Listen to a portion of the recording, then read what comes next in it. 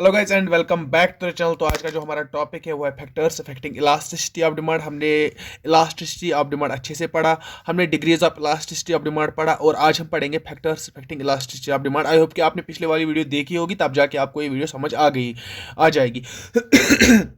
तो हम स्टार्ट करते हैं। पहले जो इलास्टिसिटी ऑफ डिमांड है, मैंने क्या बताया कि इलास्टिसिटी क्या क्या क्या मतलब होता है। चेंज, जब हम चेंज कर सकते हैं अपनी डिमांड को तो हम बोलेंगे कि ये इलास्टिक है, ठीक है ना, कि डिमांड इसकी इलास्टिक है। और जब हम अपनी डिमांड चेंज नहीं कर सकते तब हम क्या बोलते हैं कि ये इनइलास्टिक है।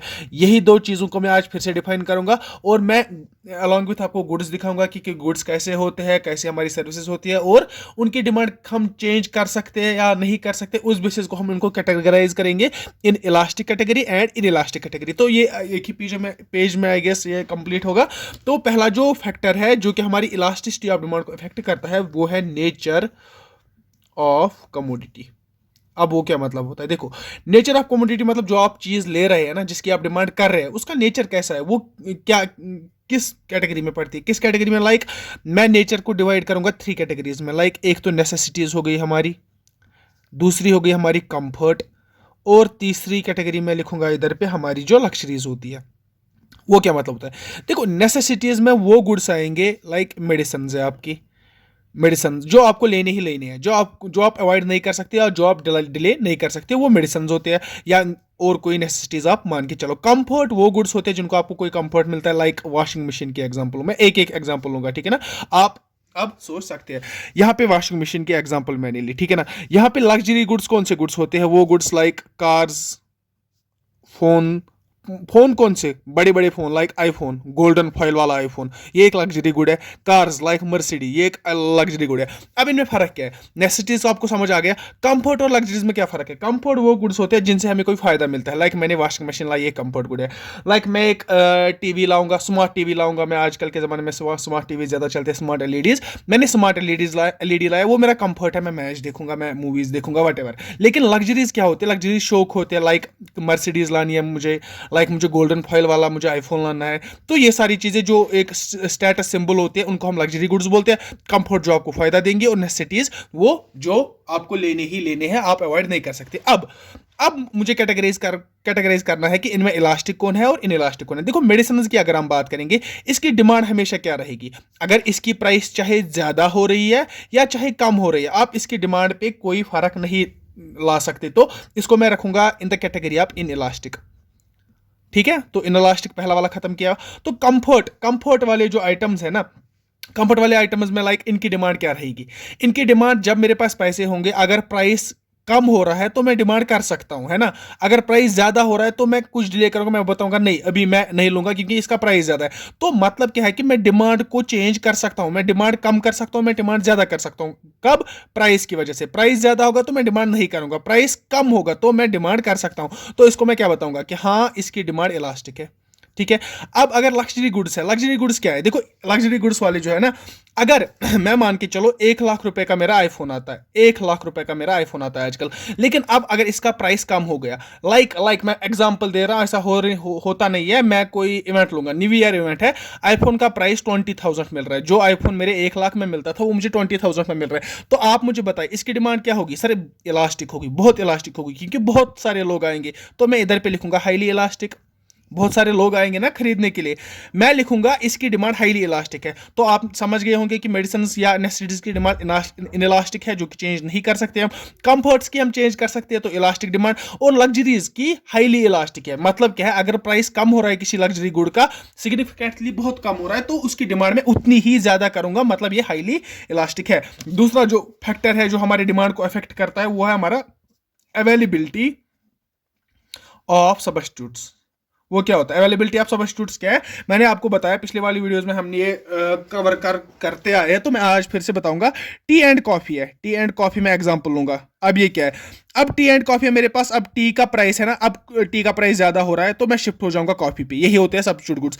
और यहाँ पे अगर कॉफी का प्राइस कम हो रहा है मैं तो फिर भी टी से कहाँ जाऊंगा, कॉफी पे, क्योंकि मेरे पास सब्स्टिट्यूट अवेलेबल है। जब सब्स्टिट्यूट अवेलेबल है तो मैं डिमांड कर सकता हूँ, है कि नहीं, मैं डिमांड कर सकता हूँ, तो डिमांड को मैं चेंज कर सकता हूँ, तो वो है इलास्टिक डिमांड। और अगर मेरे पास सब्स्टिट्यूट अवेलेबल नहीं है, नो सब्स्टिट्यूट्स, अब सब्स्टिट्यूट अवेलेबल नहीं है, लाइक आजकल के जमाने में कोई ऐसा प्रोडक्ट है या ऐसा कोई गुड्स है ही नहीं कि जिसका सब्स्टिट्यूट अवेलेबल नहीं होगा मार्केट में। अब मैं मान के चलो आप मिल्क ले लो, मिल्क का कोई सब्स्टिट्यूट नहीं है एग्जांपल, तो मिल्क का अगर सब्स्टिट्यूट नहीं है तो मुझे वही लाना है ना, प्राइस इंक्रीज हो रहा है मुझे वही लेना है, प्राइस डिक्रीज हो रहा है मुझे फिर भी वही लेना है, तो मैं इधर पे सिंपली इनइलास्टिक लिखूंगा। तो नो सब्स्टिट्यूट, जिसका कोई दूसरा सब्स्टिट्यूट नहीं होगा, उसकी डिमांड भी हमेशा इन इलास्टिक ही रहेगी। तो तीसरा जो हमारा है factor affecting elasticity of demand, वो है इनकम लेवल। इनकम लेवल, देखो अब इनकम लेवल दो तरीके की हो सकती है, एक तो इनकम लेवल हाई हो सकती है, एक तो इनकम लेवल लो हो सकती है, ठीक है ना। अब जब इनकम लेवल हाई है, मान के चलो इनकम लेवल हाई है, कोई अच्छा बिजनेसमैन है, कोई इलॉन मस्क है, जेफ बेजोस है, इनका इनकम लेवल हाई है। जब इनकम लेवल हाई है, प्राइस इनका इनकम लेवल में, इधर पे प्राइस नहीं, प्राइस लिखना अच्छा नहीं रहेगा, इनकम ही लिखूंगा मैं।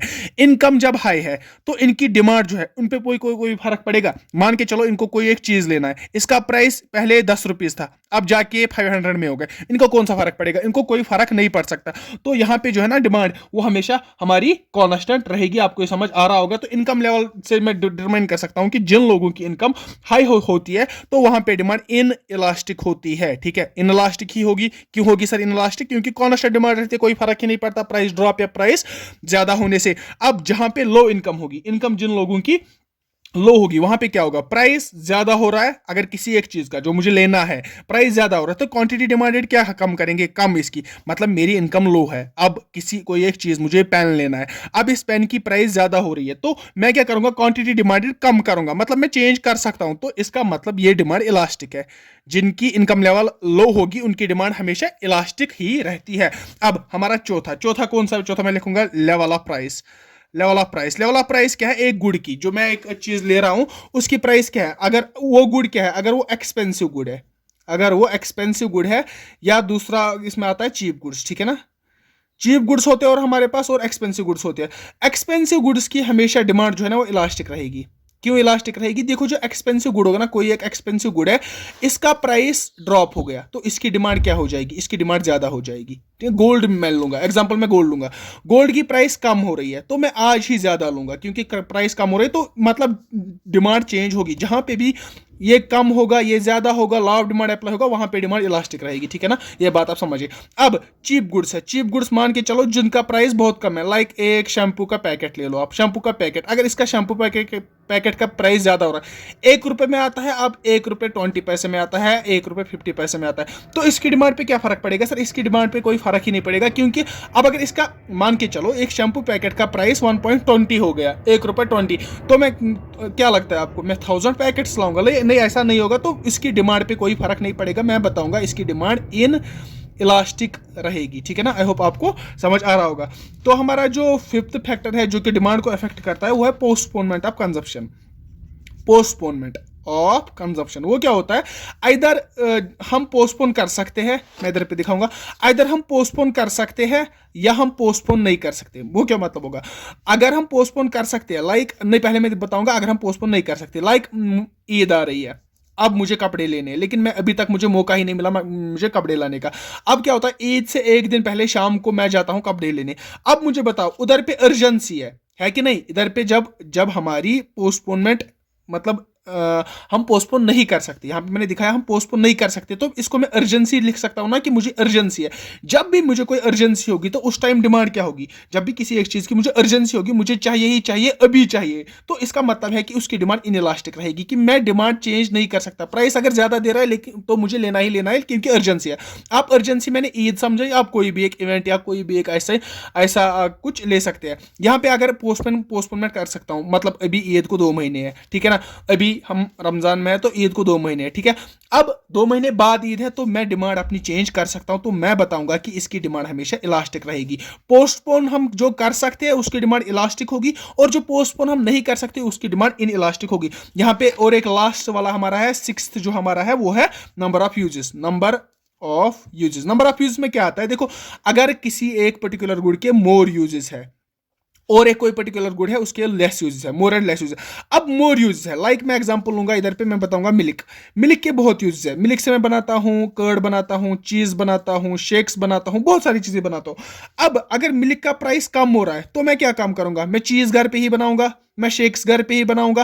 तो मतलब कि अगर जब जिस चीज के ज्यादा यूजेस होंगे उसकी डिमांड उतनी ज्यादा इलास्टिक होगी, जिस चीज के जिस गुड़ के ज्यादा यूजेस होंगे उसकी डिमांड उतनी इलास्टिक होगी, और जिस चीज के लेस यूजेस होंगे, यूजेस कम है, तो मैं उसकी डिमांड हमेशा इन इलास्टिक होगी। तो आई होप कि आपको ये वीडियो अच्छे से समझ आ गई होगी। ये बहुत कॉमन सेंस वाली वीडियो थी, लेकिन एग्जाम पॉइंट ऑफ व्यू से इस पे एमसीक्यू बनते हैं, और मैंने देखा है एमसीक्यू पूछते हुए, जेकेएसएसबी भी, एसएससी भी इस बारे में एमसीक्यू पूछता है, और इस रिलेट करता है इसको सप्लाई के साथ, ठीक है ना। अब सप्लाई हमारे सिलेबस में नहीं है, हम अभी सप्लाई नहीं पढ़ रहे हैं, तो अगर आप पढ़ना चाहते हैं आप सप्लाई को भी पढ़ सकते हैं कि सप्लाई पे, ये बात आप याद रखिएगा, सप्लाई पे सप्लाई चेंज करने की वजह से डिमांड पे क्या फर्क पड़ता है, सप्लाई हम किस तरह से करेंगे, डिमांड अगर ज्यादा होगी हम सप्लाई को क्या करेंगे, ये कॉमन सेंस वाली सारी चीजें हैं। लेकिन आई रिकमेंड कि अगर आप ये पढ़ें, सप्लाई और डिमांड के बीच में क्या रिलेशन है, आप ये पढ़े, आप ये अच्छी तरीके से पढ़ के जाना, और इसके साथ हमारा ये डिमांड का जो चैप्टर है पूरा खत्म हो जाता है। आई होप आपको ये वीडियो अच्छी लगी होगी, लगी तो लाइक कीजिए, कमेंट कीजिए, शेयर कीजिए अपने दोस्तों के साथ हमें सपोर्ट करने के लिए, और thanks for watching and God bless you, thank you.